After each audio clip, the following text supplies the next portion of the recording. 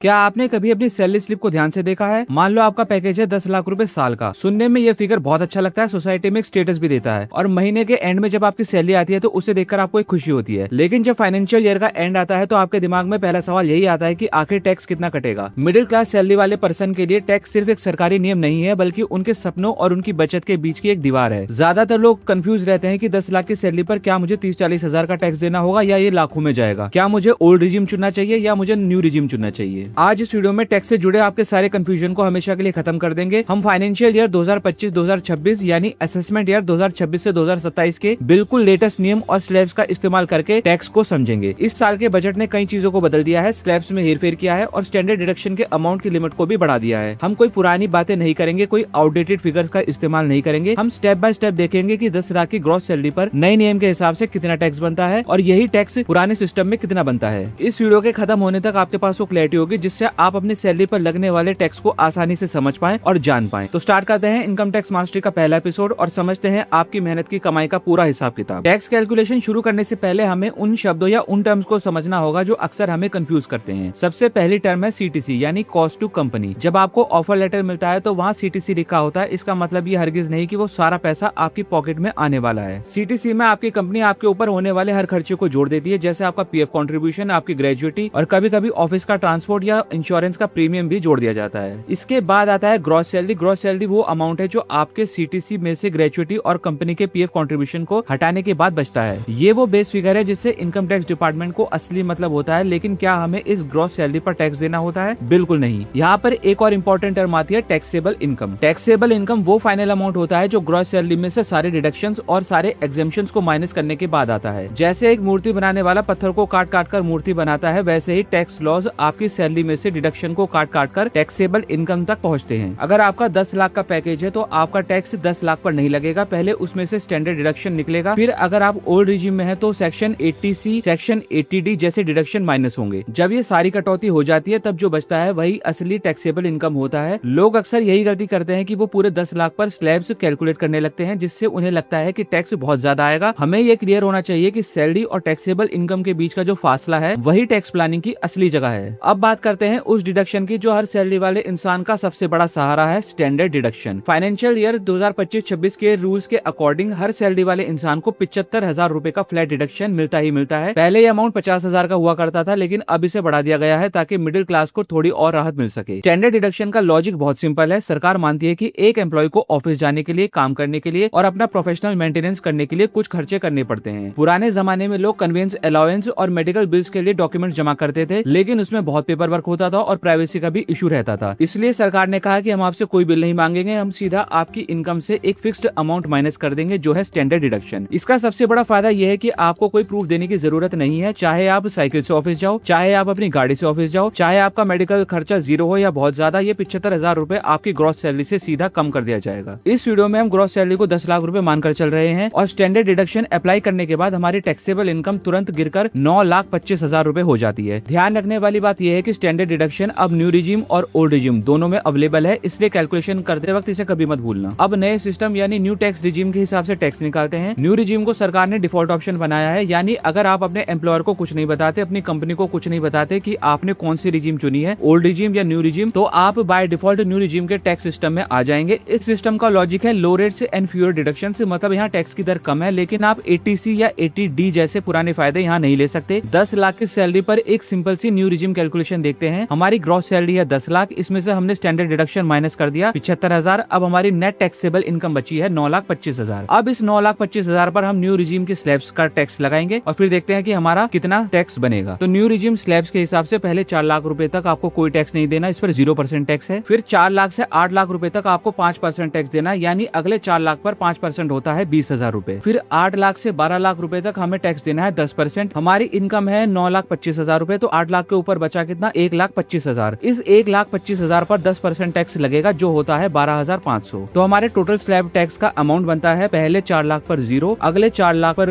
20,000 और फिर अगले 1,25,000 पर 12,500, जो कि टोटल बैठता है 32,500। अब यहाँ एक बहुत इंपॉर्टेंट स्टेप आता है हेल्थ एंड एजुकेशन सेस। ये टैक्स पर लगने वाला टैक्स होता है जो है 4%। हमने टोटल स्लैब टैक्स निकाला था 32,500, अब हम इसका 4% निकालेंगे तो ये बनता है 1,300। तो हमारा फाइनल पेएबल टैक्स हो गया न्यू रिजीम के अंडर 32,500 13,500 जो हमारा टोटल स्लैब टैक्स था, प्लस इस पर जो 4% हमने सेस लगाया था 1300, तो ये मिलाकर हो गए हमारे टोटल 33,800। तो हमारा फाइनल पेएबल टैक्स बन गया 33,800। यहाँ पर एक बात समझना बहुत जरूरी है, बहुत से लोग सोचते हैं कि मैं 10% के ब्रैकेट में हूँ तो मेरा टैक्स 1 लाख होना चाहिए, लेकिन ऐसा नहीं है। हमारा टैक्स मार्जिनल होता है, यानी हर स्लैब पर अलग टैक्स लगता है। 10 लाख कमाने वाले व्यक्ति का effective tax rate new regime में सिर्फ 3.38% निकल कर आता है। अब ये तो थी न्यू रिजीम के टैक्स की बात। अब पुराने सिस्टम यानी ओल्ड टैक्स रिजीम की तरफ मुड़ते हैं। ये सिस्टम उन लोगों के लिए है जो इन्वेस्टमेंट में विश्वास रखते हैं और इन्वेस्टमेंट का यूज टैक्स बचाने के लिए करते हैं। ओल्ड टैक्स रिजीम का लॉजिक है higher rates but lots of deductions. अगर आपने कोई इन्वेस्टमेंट नहीं की है तो ये सिस्टम आपको काफी महंगा पड़ेगा। बिना किसी एक्स्ट्रा डिडक्शन के सिर्फ स्टैंडर्ड डिडक्शन के साथ टैक्स कैलकुलेट करते हैं ओल्ड टैक्स रिजीम में। हमारी ग्रॉस सैलरी है 10 लाख रुपए, हमारा स्टैंडर्ड डिडक्शन है 75,000 रुपए, जो न्यू रिजीम में था वही ओल्ड रिजीम में सेम है 75,000 रुपए। तो इसके बाद हमारी नेट टैक्सेबल इनकम बनती है 9,25,000 रुपए, जो हमारी सेम बन रही थी न्यू रिजीम में, वही हमारी सेम बनी है ओल्ड रिजीम में। अब ओल्ड रिजीम टैक्स स्लैब्स के हिसाब से पहले 2.5 लाख तक आपको कोई टैक्स नहीं देना, जीरो टैक्स है, कोई अमाउंट नहीं देना। फिर 2.5 लाख से 5 लाख तक आपको 5% टैक्स देना, यानी 2.5 लाख पर 5% होता है 12,500। फिर अगले 5 लाख से 10 लाख तक आपको सीधा 20% का टैक्स देना है। और हमारे एग्जाम्पल में 5 लाख के ऊपर कितना अमाउंट बैठता है 4,25,000। इस 4,25,000 पर 20% टैक्स लगेगा जो होता है 85,000 रुपए। तो टोटल स्लैब टैक्स बैठता है ओल्ड रिजीम के अंडर पहले 2.5 लाख पर 0, फिर अगले 2.5 लाख पर 12,500 और फिर अगले 4,25,000 पर 85,000, यानी कि टोटल बैठ गया 97,500। अब इस पर हम जोड़ेंगे 4% सेस जैसे हमने न्यू रिजीम में जोड़ा था। तो 97,500 का 4% होता है 3,900। तो हमारा फाइनल पेएबल टैक्स हो गया ओल्ड रिजीम के अंडर जब तक हमने कोई एक्स्ट्रा इन्वेस्टमेंट नहीं की 97,500, जो हमारा टोटल स्लैब टैक्स था, प्लस जो हमारा 4% सेस था 3,900। तो ये टोटल बैठ गया हमारा 1,01,400। तो हमारा फाइनल पेएबल टैक्स बैठ गया 1,01,400। अब आपको भी फर्क साफ साफ दिखाई दे रहा होगा। जहाँ न्यू रिजीम में आप सिर्फ 33,800 रुपए दे रहे थे, वहाँ ओल्ड रिजीम में बिना इन्वेस्टमेंट के आपको 1,01,400 रुपए देने पड़ते हैं। और अगर हम इसे कैलकुलेट करें तो ये बैठता है 67,600 का गैप। ये गैप इतना बड़ा इसलिए है क्योंकि ओल्ड रिजीम के स्लैब्स बहुत जल्दी 20% टैक्स पर पहुंच जाते हैं। अब आप सोचेंगे कि सरकार ने फिर ओल्ड रिजीम बनाया ही क्यों है। ओल्ड रिजीम उन लोगों के लिए गोल्ड माइन है जो डिसिप्लिन के साथ इन्वेस्ट करते हैं। चलिए उन डिडक्शंस को समझते हैं जो ओल्ड रिजीम की असली पावर है। सबसे पहले आता है सेक्शन 80C। इसकी लिमिट है 1.5 लाख रुपए। इसमें कई चीजें आती हैं। पहले आता है EPF, एम्प्लॉय प्रोविडेंट फंड, जो आपकी सैलरी से ऑटोमेटिकली कटता है। दूसरा आता है PPF, पब्लिक प्रोविडेंट फंड, जो एक बहुत सुरक्षित लॉन्ग टर्म इन्वेस्टमेंट है। ELSS यानी टैक्स सेविंग म्यूचुअल फंड भी इसमें आते हैं, जिनका लॉक इन पीरियड सिर्फ 3 साल का होता है। इसके अलावा आपकी लाइफ इंश्योरेंस का प्रीमियम, बच्चों की स्कूल की ट्यूशन फीस, होम लोन का प्रिंसिपल भी इसी 1.5 लाख की लिमिट में शामिल होता है। दूसरा इंपॉर्टेंट सेक्शन है सेक्शन 80D।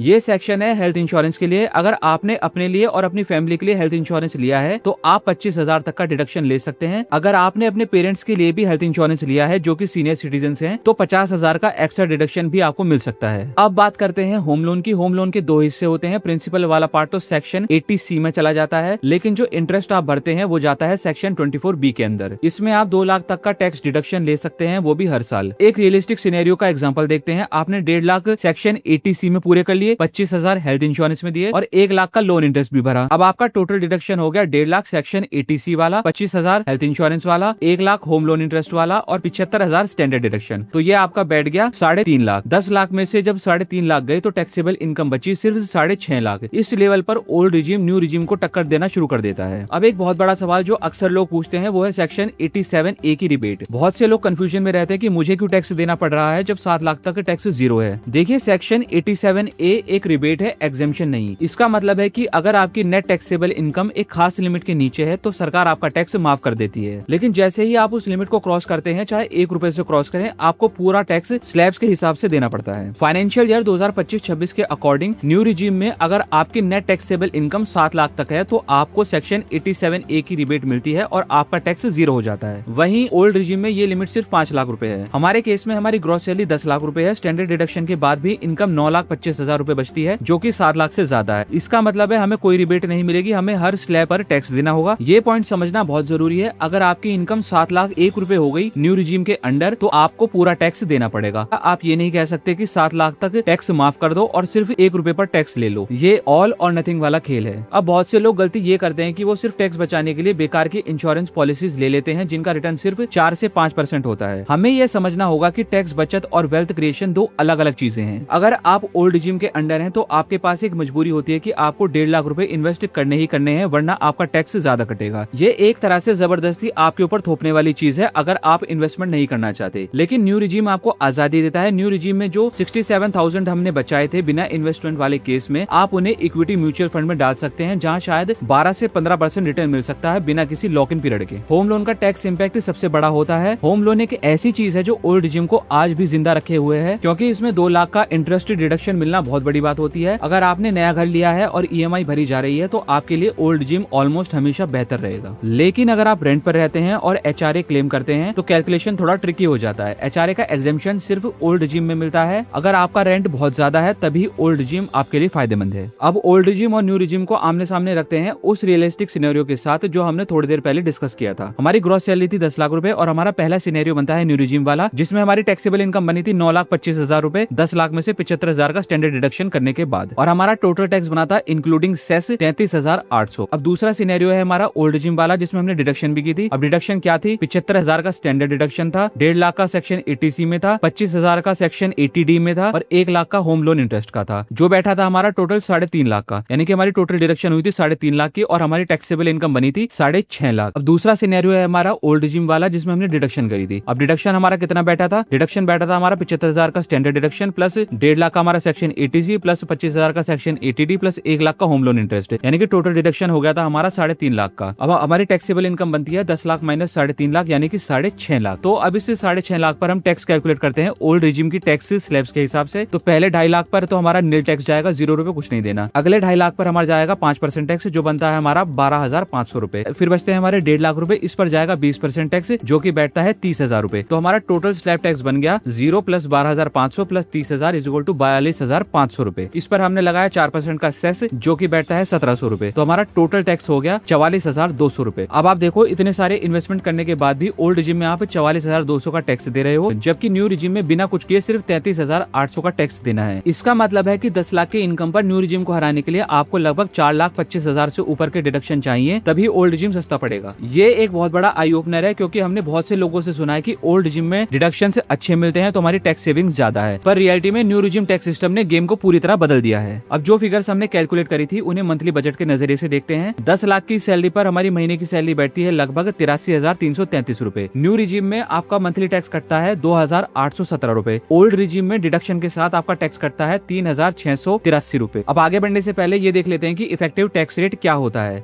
ये वो परसेंटेज है जो बताता है कि आपने अपनी ग्रॉस इनकम का कितना प्रतिशत सरकार को दिया। न्यू रिजीम में जो हमारा टैक्स बैठा था 33,800, उसका जब हम परसेंटेज निकालते हैं अपनी ग्रॉस सैलरी के हिसाब से तो वो बैठता है 3.38%। वहीं ओल्ड रिजीम में बिना इन्वेस्टमेंट के ये बैठता है 10.14%। ये 3.38% का इफेक्टिव टैक्स रेट दिखाता है कि सरकार अब टैक्सेशन को सिंप्लीफाई करना चाहती है। मिडिल क्लास के लिए ये अच्छी खबर है, क्योंकि आपको टैक्स बचाने के लिए अपनी कैश फ्लो को ब्लॉक करने की जरूरत नहीं पड़ती। न्यू रिजीम में आपका टेक होम पे अमाउंट ज्यादा होता है। टेक होम पे ज्यादा होने का मतलब है कि आपके पास महीने के खर्चों के लिए और इमरजेंसी के लिए ज्यादा पैसा बचता है। ओल्ड रिजीम का मंथली इंपैक्ट ये होता है कि आपका टैक्स तो कटता ही कटता है, साथ ही साथ आपको हर महीने LIC या PPF में पैसे भी डालने पड़ते हैं। इससे आपकी डिस्पोजेबल इनकम यानी वो पैसा जो आप खर्च कर सकते थे काफी कम हो जाता है। इसलिए अगर आपको इन्वेस्टमेंट की आजादी चाहिए तो न्यू रिजीम सीधा सीधा विनर है। अब सवाल आता है कि कैसे डिसाइड करें कि हमारे लिए कौन सा रिजीम बेहतर है, ओल्ड रिजीम या न्यू रिजीम। देखिए, टैक्स रिजीम चुनना कोई पत्थर की लकीर नहीं होता जिसे बदला नहीं जा सकता। सैलरी वाला एम्प्लॉय हर साल अप्रैल में अपने एम्प्लॉयर या अपनी कंपनी को डिक्लेरेशन देते वक्त अपना रिजीम बदल सकता है। एक सिंपल फ्रेमवर्क याद रखिए, पहले अपने टोटल इन्वेस्टमेंट की लिस्ट बनाइए जो ओल्ड रिजीम में मिलती है, standard deduction, section 80C, section 80D, home loan interest, HRA, LTA। अगर ये सब टोटल डिडक्शन 4,25,000 से कम है 10 लाख की सैलरी पर, तो आंख बंद करके न्यू रिजीम को चुनिए। अगर आपके डिडक्शन 4,25,000 से ज्यादा है तभी ओल्ड रिजीम आपका पैसा बचाएगा। इसके अलावा कॉम्प्लायंस का भी फर्क है। न्यू रिजीम में आपको कोई पेपर जमा नहीं करना, कोई प्रूफ नहीं दिखाना। ओल्ड रिजीम में अगर आपने HRA क्लेम किया तो लैंडलॉर्ड का पैन मांगना पड़ेगा, रेंट रिसीप्ट देनी पड़ेगी, LIC के सर्टिफिकेट देने पड़ेंगे। अगर आपको ये सब झंझट पसंद नहीं है तो न्यू रिजीम एक सुकून भरी जिंदगी देता है। लेकिन अगर आप एक ऐसे इंसान हैं जो पैसा खर्च कर देते हैं और टैक्स बचाने के बहाने ही सही बचत करना चाहते हैं, तो ओल्ड रिजीम आपके लिए एक फाइनेंशियल डिसिप्लिन का काम करता है। ये डिसीजन सिर्फ मैथ का नहीं है, ये आपके बिहेवियर और आपके लाइफस्टाइल का भी है। टैक्स को समझना कोई रॉकेट साइंस नहीं है, ये बस थोड़ा सा ध्यान देना और सही नंबर का खेल है। आज हमने देखा कि 10 लाख की सैलरी पर फाइनेंशियल ईयर 2025-26 में टैक्स का क्या सीन है। हमने ये समझा कि स्टैंडर्ड डिडक्शन हमारा सबसे बड़ा दोस्त है और कैसे न्यू रिजीम ने मिडिल क्लास की टैक्स लायबिलिटी को काफी हद तक कम कर दिया है। याद रखिए, टैक्स बचाना गलत नहीं है, लेकिन टैक्स की समझ ना होना महंगा पड़ सकता है। हर साल बजट के बाद नियम बदलते हैं और एक जिम्मेदार सिटीजन होने के नाते आपका फर्ज है कि आप अपने पैसों का हिसाब किताब खुद रखें। उम्मीद है कि इस वीडियो ने 10 लाख की सैलरी और टैक्स के बीच का वो डर खत्म कर दिया होगा जो अक्सर लोगों के मन में होता है। अगले एपिसोड में हम बात करेंगे उन लोगों की जिनकी सैलरी 15 लाख या उससे ज्यादा है, क्योंकि वहाँ टैक्स के स्लैब्स और सरचार्जेस का खेल बदल जाता है। अगर आपको ये वीडियो इन्फॉर्मेटिव लगा हो तो इसे अपने दोस्तों और कलीग्स के साथ शेयर जरूर कीजिए, ताकि वो भी अपने पैसों को बेहतर मैनेज कर सकें। टैक्स को बोझ मत समझिए, इसे अपनी फाइनेंशियल प्लानिंग का एक मजबूत हिस्सा बनाइए। तो यहाँ होता है वीडियो का अंत। मिलते हैं अगली वीडियो में एक नई टॉपिक के साथ।